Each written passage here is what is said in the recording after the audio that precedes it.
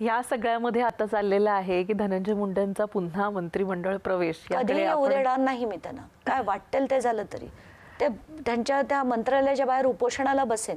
कारण हा जर व्यक्ती परत आला तर बीडची जनता संपल्यात जमाय, संपल्यात जमाय.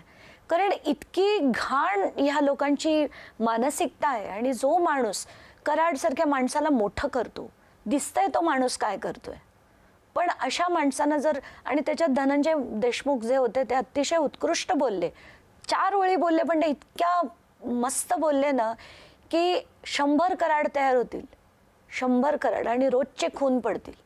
हे खरं फॅक्ट आहे.